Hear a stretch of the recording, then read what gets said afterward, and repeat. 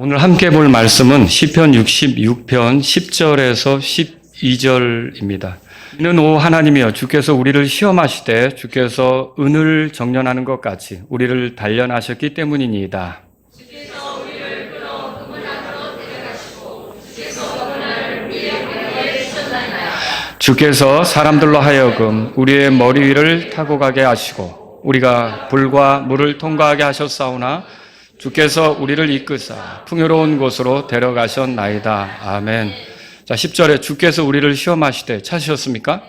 오 하나님이여 주께서 우리를 시험하시되 그렇게 되어 있는데 시험하시는 하나님 이런 제목으로 여러분에게 말씀을 드릴게요. 욥이 고난 중에 있었을 때 이렇게 고백했습니다. 욥기 23장 10절에 써 있는 말씀인데요.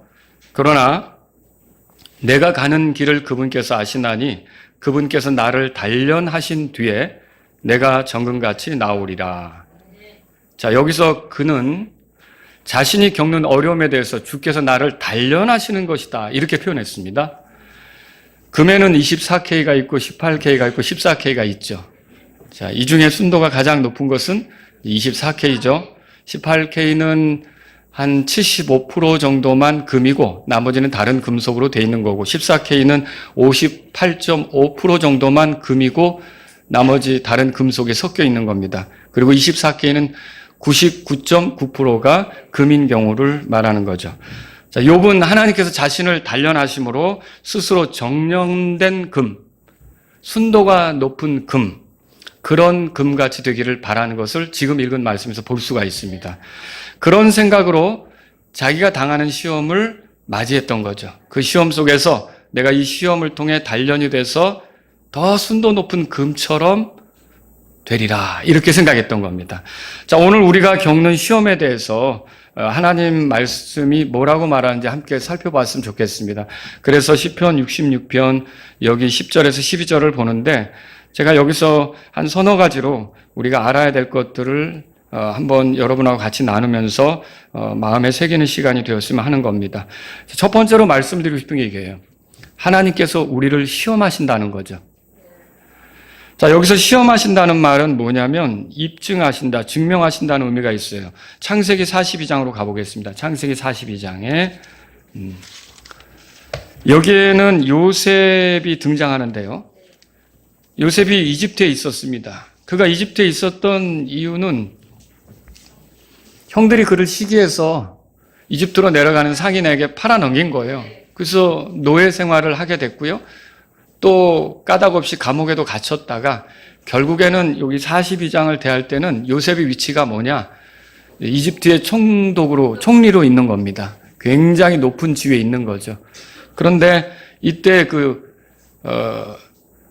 가나안 땅, 그 주변 지역에 큰 기근이 들게 됐어요. 그러자 그 형제들이 아버지 야곱의 명령에 따라 식량을 구하기 위해 이집트로 내려왔는데 그 식량을 이제 주관하는 사람이 자기 동생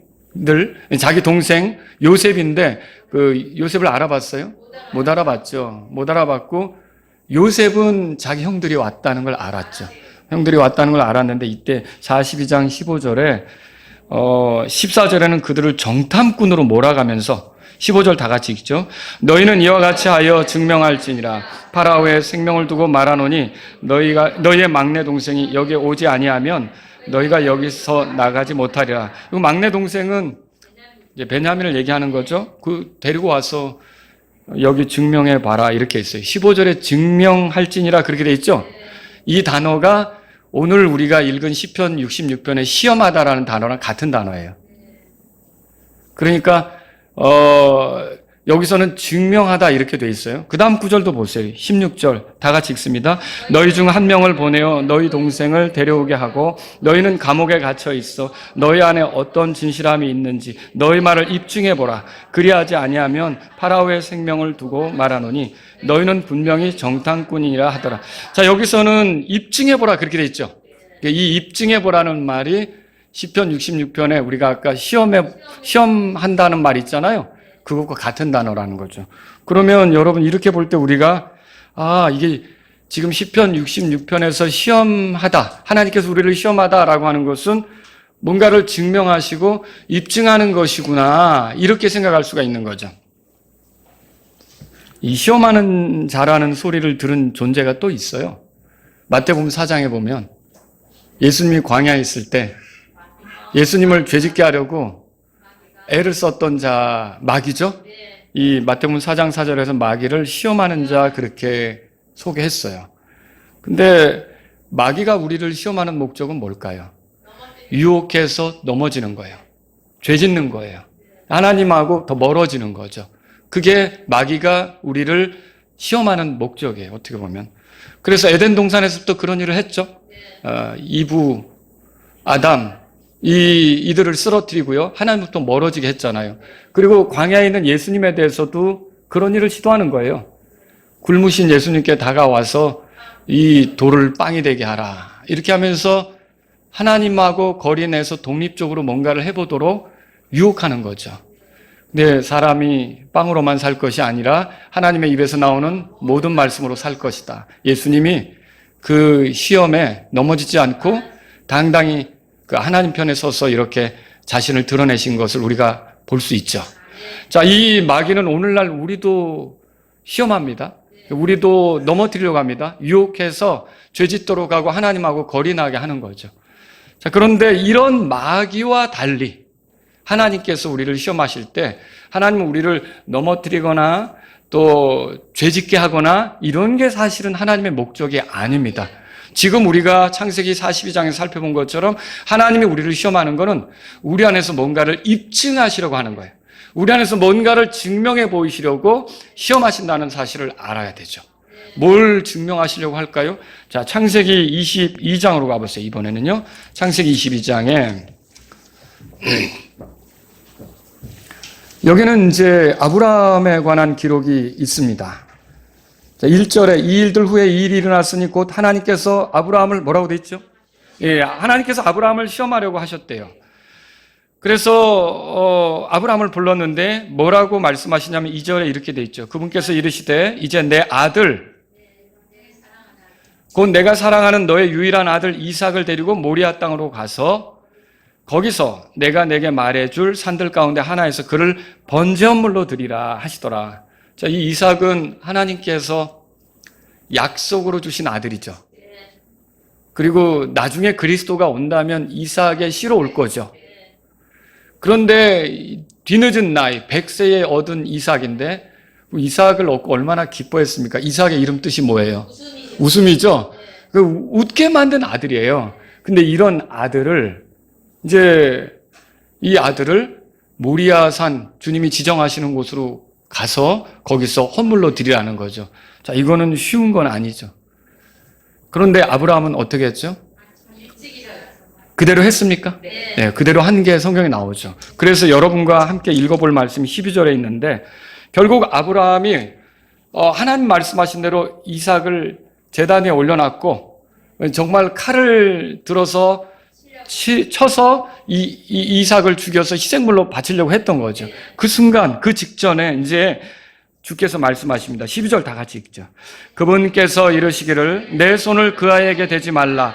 너는 아무 일도 그에게 하지 말라. 이는 내가 내 아들 곧 너의 유일한 아들이라도 내게 아끼지 아니하였으니 내가 하나님을 경외하는 줄 이제 내가 알기 때문이라 하더라. 자, 여러분 하나님께서 모든 걸 아시는 전지하신 분 아니십니까? 근데 여기 이 표현을 보세요. 이제 내가 알기 때문이라. 어떻게 이런 말씀을 하실 수 있죠? 과거도 알고 지금도 알고 미래도 아는 거 아닙니까? 아브라함이 하나님을 공경하는 걸 하나님이 정말 몰라요? 아브라함의 마음이 어떤지 하나님이 모르시냐고요. 아시죠? 근데 여기에 이제 내가 알기 때문이라 이 말은 뭐예요? 이게 아브라함이 하나님을 경외한다, 공경한다, 하나님을 존중한다는 게 입증이 되었다는 거예요. 이게 증명이 되었다는 거죠. 그래서 하나님은 그를 시험했는데 그는 믿음으로써 그것을 증명해 보였다라고 하는 거. 그래서 너가 증명되었다. 그게 너가 입증되었다. 이게 지금 여기서 주께서 이제 내가 알기 때문이라 그 말씀의 의미예요. 그래서 여러분이 그 시험한다라고 하는 것은 하나님께서 우리를 시험하는 것은 우리를 타락하고 유혹해서 죄짓게 하고 넘어져서 형편없게 만들고 이런 뜻이 아니라 우리가 살아가는 동안 우리 안에서 믿음을 드러내심으로 내가 어떤 사람인지, 어떻게 하나님을 섬기고 있는지, 어떻게 하나님을 공경하고 있는지 이거를 입증하시고 드러내기를 원하신다는 거예요. 이게 하나님께서 우리를 시험하시는 거예요. 두 번째로 드리고 싶은 말씀 이거예요. 오늘 본문으로 돌아가 보시면요. 시편 66편에 거기에 보면 10절에 이는 오 하나님이여 주께서 우리를 시험하시되 주께서 은을 뭐라고 돼 있죠? 정련하시는 것 같이 우리를 단련하시기 때문이다 그랬어요. 여기 정련하다, 단련하다 그 말이 있어요. 자, 이 말은 뭐냐면 솎아낸다, 필요한 것만 남긴다 그런 의미가 있습니다. 여러분 여기서도 또 성경의 예를 들을게요. 사사기 7장으로 가보세요. 사사기 7장.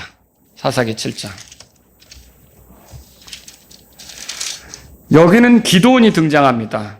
이 기드온이 살아있을 때 이스라엘 백성은 하나님께 반역하고 범죄해서 우상숭배에 빠져 지내는 바람에 미디안이라는 민족으로 괴롭힘을 당하고 있었어요.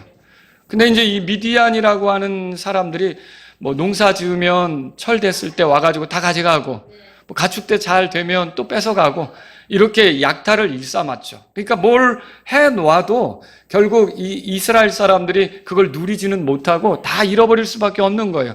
근데 이런 속에 있으니까 이 사람들이 부르짖게 됐겠죠.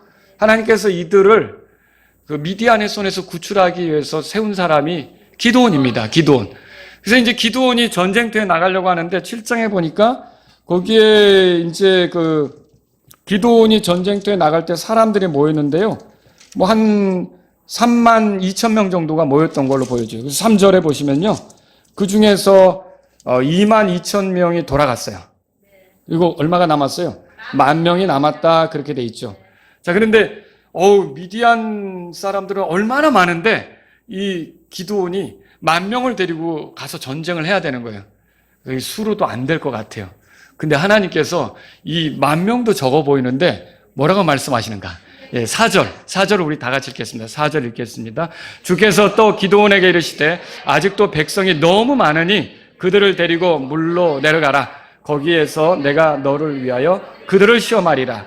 이 일이 있으리니 곧 내가 누구를 가리켜 이르기를 이 사람은 너와 함께 가리라 하면 바로 그 사람은 너와 함께 갈 것이요 내가 누구를 가리켜 이르기를 이 사람은 너와 함께 가지 못하리라 하면 바로 그 사람은 가지 못할 것이니라 하시더라. 이렇게 해서 남은 수가 몇 명이죠?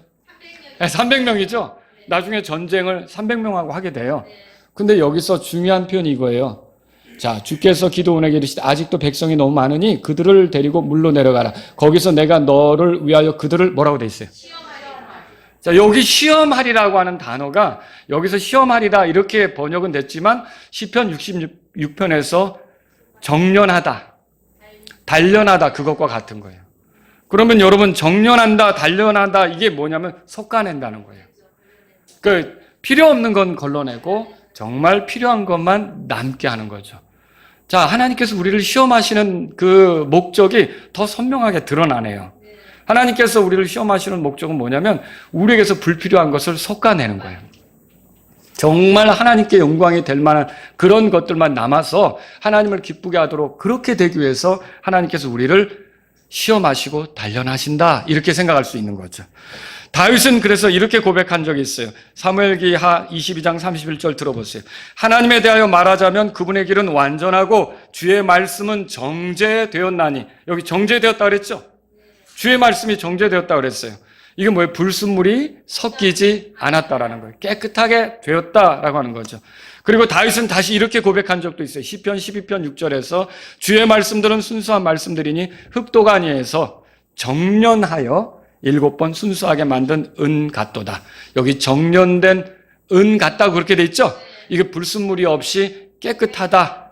하나님 말씀이 그렇다는 거죠. 그래서 오늘 우리가 하나님께서 보존하신 그 정련하신 순수한 말씀을 대하고 있지 않습니까? 하나님께서 그렇게 그래서 정련한다는 건 뭐냐면 불순물, 불필요한 이런 것들을 솎아내고 정말 필요한 것, 중요한 것만 남게 하는 것, 이거를 우리가 여기서 단련한다 그렇게 말하고 있어요. 여러분 그 시편 66편에 가보시면요. 은에 대해서는 정련이라는 표현을 썼고 우리에 대해서는 단련이라는 표현을 썼는데 같은 단어예요. 킹제임스 성경을 보면요. 같은 단어. 자, 그러면 여러분 이렇게 볼 때 정련한다, 단련한다는 게 우리를 은으로 만들면 더 순수하게, 더 순도가 높게, 더 빛나게 하는 거잖아요. 그러면 우리를 단련한다. 이거는 뭐예요? 내가 예수님의 제자고 하나님 앞에서 주님을 위해서 살아가는 사람인데 이 나를 더 순도 높은 제자로서 그 주님을 따라가는 사람으로서 이렇게 만든다고 그러면 단련하는 게 필요할까요? 필요한 겁니까? 시험하는 게 필요한 겁니까?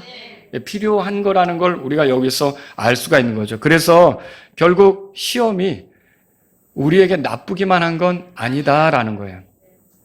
그래서 이제 교육청에서도 애들이 시험에 거부감이 있다고 해서 시험 안 보는 학교를 이렇게 또 운영하기도 하더라고요. 우리 막내 다닐 때도 시험을 안 본다는 거예요. 그래서 되게 좋아는 하는데, 그러면 성적 그 학력이 떨어질 텐데, 그 학력 수준이 떨어질 텐데, 그래도 시험이라고 하는 게 있으니까 번개 공부도 하잖아요.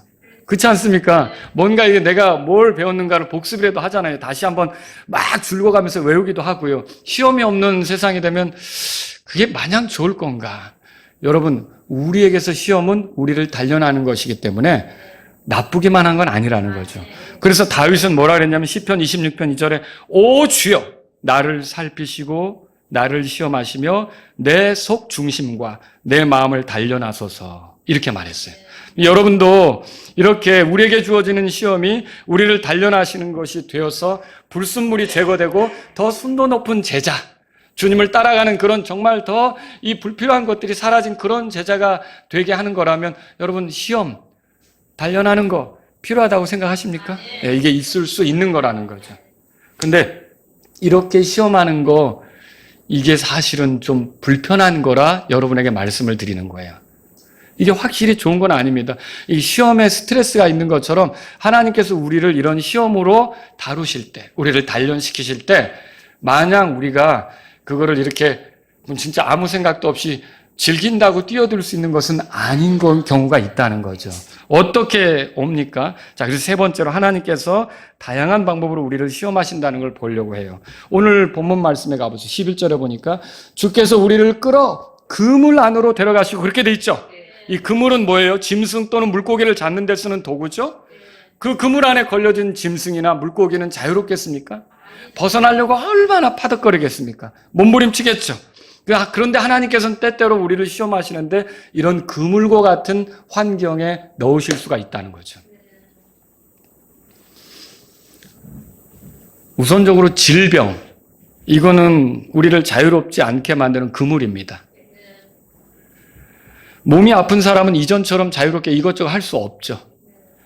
뭐 예배당 오는 것도 쉽지 않고요. 우리 지체들 가운데서도 지금 요양병원에 가 계시면서 이거 온라인으로 예배 드리는 사람도 있어요. 예배당에 얼마나 오고 싶겠어요. 근데 몸이 아프니까 어때요? 자유롭지 못한 거죠. 여러분 이전에 하던 것들을 마음껏 하지 못할 수도 있어요. 예전에는 뭐 전도지 가지고 다니면서 열심히 했지만 지금은 몸이 아파서 그게 마음대로 안 되는 경우죠. 그러니까 이게 몸이 아픈 것도 그물처럼 될 수가 있어요. 이것도 하나님께서 나를 다루시기 위해, 단련하시기 위해 주실 수 있는 거라는 거죠. 또 여러분 의무도 그렇습니다. 의무도 우리를 자유롭지 않게 만드는 그물이에요. 군 복무, 특별한 임무로 멀리 출장 가는 거, 이런 것도 생각해 보세요. 우리가 그것 때문에 자유롭지 않죠. 그래서 제가 아들에게 군대 가는 게 나, 미국에서 공부하는 게 나, 둘 다 우리랑 떨어져 있는데 물어봤죠. 그랬더니 당연히 미국에서 공부하는 게 낫죠. 근데 왜? 군대는 왜? 이게 자유롭지가 않잖아요. 근데 군대를 어디 공부하러 가는 건 또 갈 수는 있는데 군대를 2번 가라 그러면 다 무슨 소리냐고. 혹시 군대 2번 가고 싶으신 분이 있어요? 우리 형제님들 중에? 무슨 소리냐고. 예, 우리 막내 태소식 하는데 지난번에 이렇게 갔다 오면서 어째 우리 재혁 형제 한 번 더 갈까 그랬더니 무슨 소리시냐고. 이게 그 군대라고 하는 게 자유롭지 않잖아요. 이것도 그물이에요, 어떻게 보면요. 그런 속으로 들어가는 거죠. 가족 중에 치매 환자가 생겨서 돌봐야 된다든지, 가족 중에 중병에 걸린 사람이 있어서 늘 붙어 있어야 된다든지, 간호해야 된다든지, 이런 것도 어떻게 보면 우리에게 그물이죠. 또 생각지도 않게 아이가 들어서서 그 아이를 위해 시간을 보내야 된다, 양육해야 된다, 이런 것도 다 그물이 될 수 있는 거죠. 근데 여러분, 이게 다 그물이고 하나님께서 우리를 그런 그물로 데려가실 수 있다고 그랬는데 이게 시험인데 어떻게 보면 어떤 목적으로 이런 것들이 주어졌냐면 우리 안에서 주님에 대한 신뢰, 주님에 대한 믿음, 이런 것들을 입증하면서 우리가 더 단련되도록, 불순물은 제거되고 더 주님이 원하는 모습이 되도록 이런 것들이 주어질 수 있다는 거죠. 또 여러분, 채무 상태로 보내야 하는 것, 파산도 우리를 자유롭지 않게 하는 그물입니다. 이런 형편에 처해지면 어때요? 먹고 싶은 거 마음대로 못 먹죠. 가고 싶은 거 마음대로 가지 못하죠. 만나고 싶은 사람 마음대로 못 만나고요. 하고 싶은 일 마음대로 하지 못합니다. 지갑이 비어있을 때 누구 만나러 가는데 굉장히 어렵잖아요. 그런 거죠. 이게 그물이죠. 그런 그물이 있을 수 있어요. 또 소중한 것을 잃어버리는 것도 우리를 자유롭지 않게 만드는 그물이에요. 사랑하는 사람과 이별, 결별, 혹은 사별, 이런 모든 것들이 다 그물이 되는 거예요. 자, 이런 것들은 어때요? 한동안 밥도 제대로 못 먹게 할 수도 있어요. 예.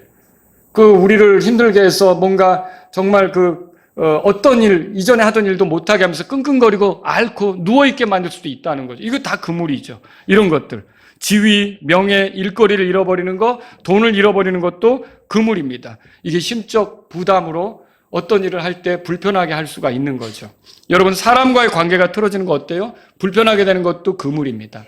이런 일이 직장에서도 있을 수 있는 거고요. 집안에서도 있을 수 있는 거고요. 예배당 안에서도 있을 수도 있는 거고요.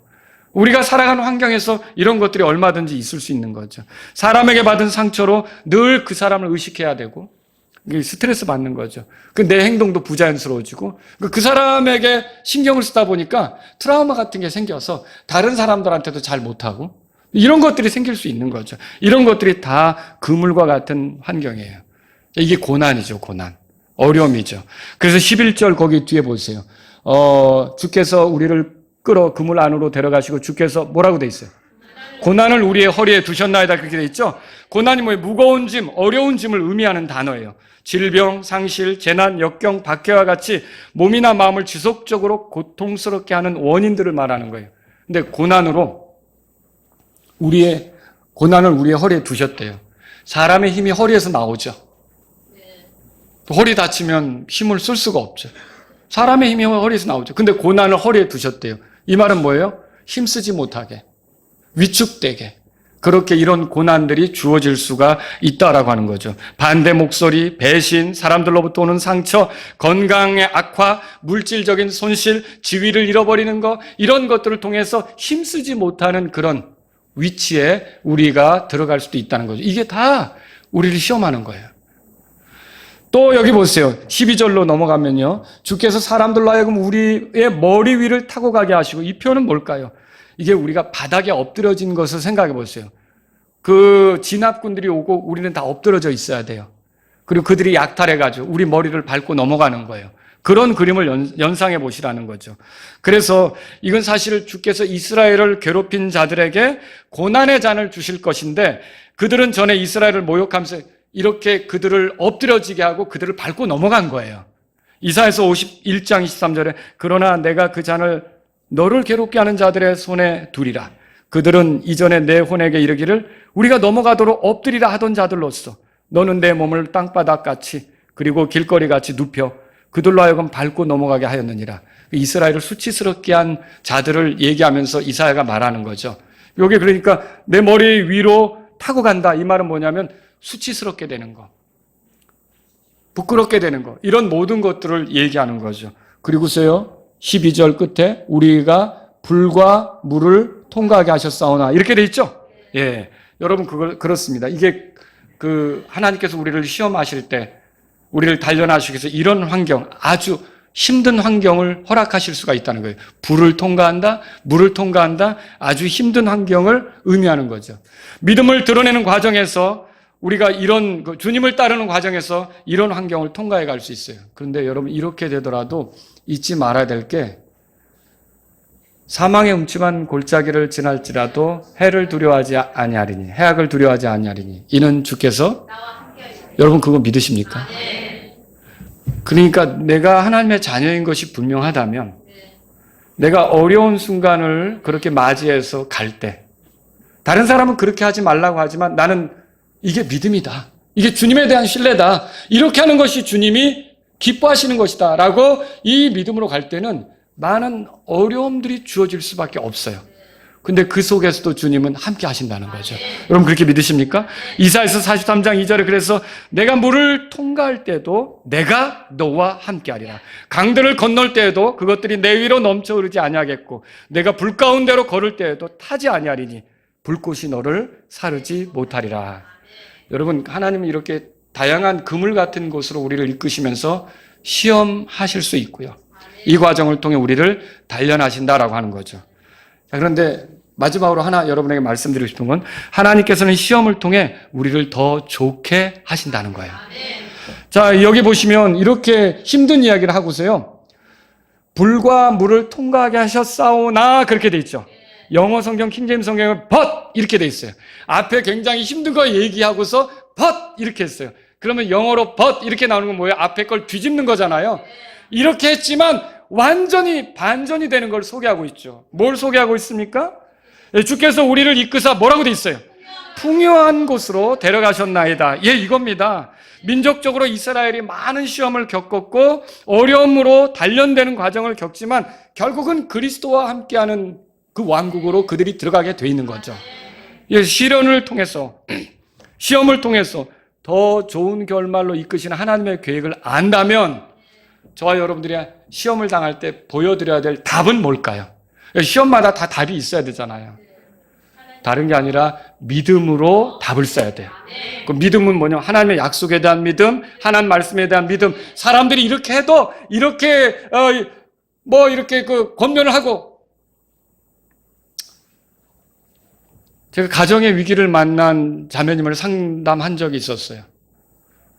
근데 그분은 결국 그 주변에 같이 그 시장터죠. 근데 그 주변에 사는 사람들의 말을 들은 거예요. 그 사람들은 하나같이 제가 제 아내랑 신방 갔을 때 하는 얘기가 모두가 어떻게 그런 남자랑 사냐. 다 100이면 100 이혼할 거다. 이렇게 얘기한다는 거죠. 결국은 헤어지는 결론에 이르게 된 거죠. 여러분, 우리가 가만히 생각해 볼 때 힘든 이야기를 들을 때가 있어요. 힘든 이야기를 들을 때가 있지만 그때에도 너무 속상하니까 그런 얘기들 저런 얘기를 할 수 있지만 우리로서는 어떤 결정을 해야 되느냐면 우리 주변에서 이야기하는 사람보다 이런 경우는 하나님께서 뭐라고 말씀하실까? 하나님이 이렇게 말씀하셨다면 나는 그렇게 가야겠다. 이거 힘들지만 그 과정을 가야겠다. 그러면 풍요한 결말로 이끌어진다는 거죠. 여러분 히브리서 11장으로 가보세요. 히브리서 11장. 히브리서 11장.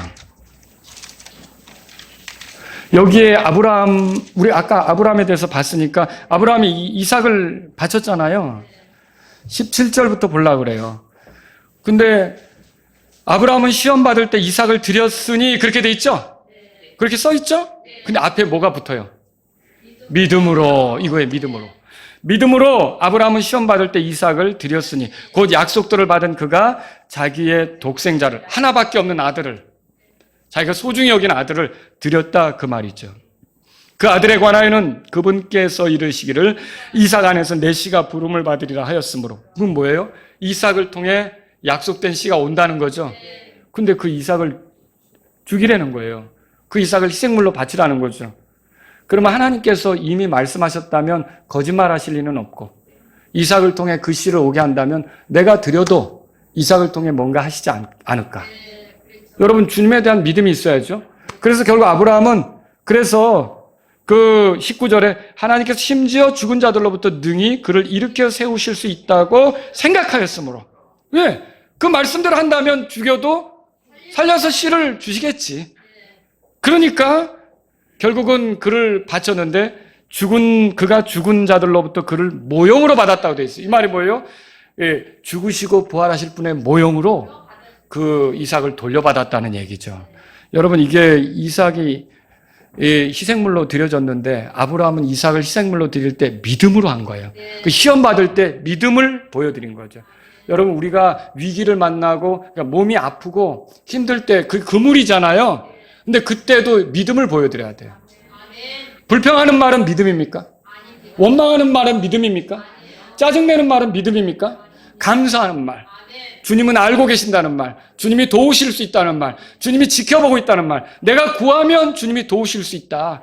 주님이 말씀하신 게 있으니까 나에게 더 풍요로운 곳으로 인도하실 거예요. 내가 지금 이렇게 아파서 심지어 죽더라도 하나님은 영광의 문을 지나는 나를 받아주실 것이다. 그리고 나를 부활을 통해서 영광스럽게 할 때가 있다.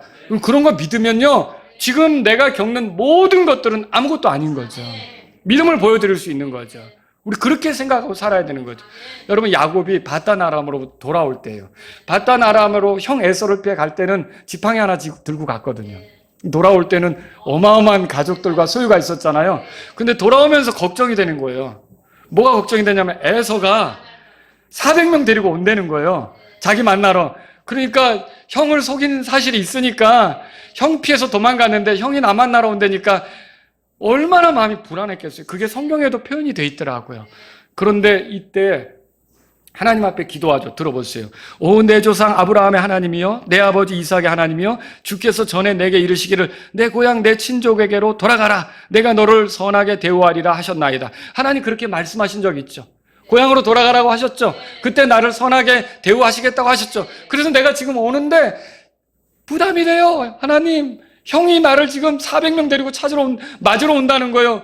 이게 나 어떻게 할지 모르는데, 우리 가족들 어떻게 할지 모르는데 부담이 돼요. 그 얘기 하려고 하는 거죠. 들어보세요. 그래서 나는 주께서 주의 종에게 보여주신 모든 긍휼과 모든 진리 중에서 가장 작은 것이라도 감당할 수 없사오니 이는 내가 지팡이로 이 요르단을 건넜으나 지금은 내가 2때나 이루었기 때문이다. 지금 자신이 이렇게 2때나 이루게 된 게 누구 때문이라는 거예요? 하나님이 여태까지 인도하셨다는 거죠? 내가 바단 아람으로 가서 돌아오는 그때까지 하나님이 나를 인도하신 거 아닙니까? 이렇게 하나님이 나를 인도하셨다면 내가 하나님에서 사는데 이제라도 하나님께서 나를 좀 도와주세요.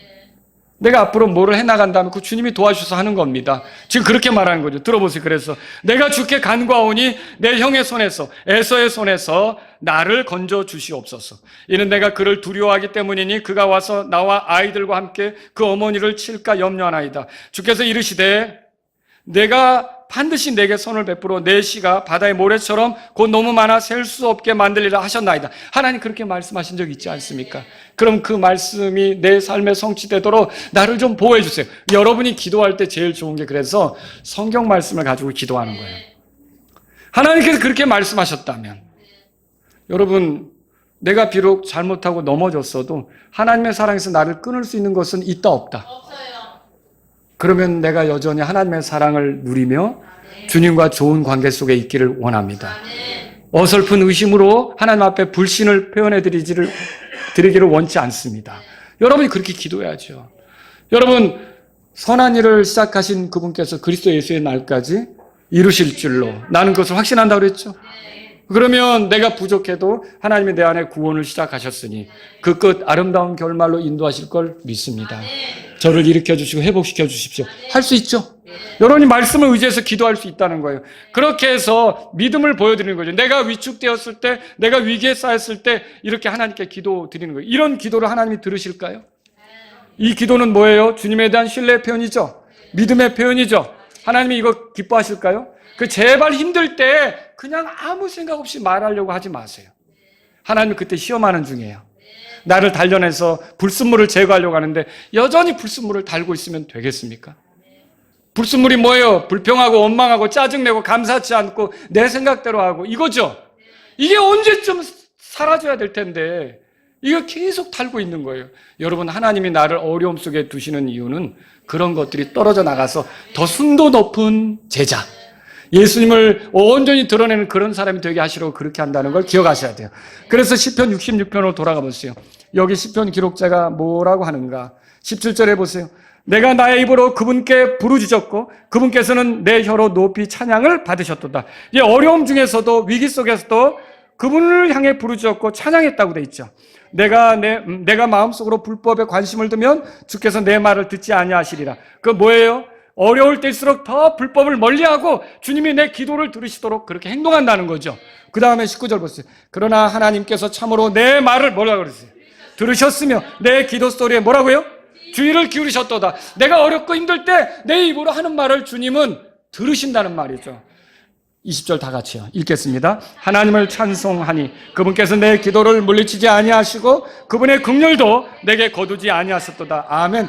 그래서 시험의 때 하나님이 나를 단련하시기에 어렵게 하실 때 그때 우리는 절망하고 낙담하고 불평하고 원망하고 속상해하고 짜증내고 이렇게 할 것이 아니라 믿음으로 하나님을 신뢰하는 표현, 주님을 찬양하는 표현, 주님을 의지하는 그런 고백, 이런 고백으로 하나님께 영광 돌리며 답을 해야 된다는 거죠.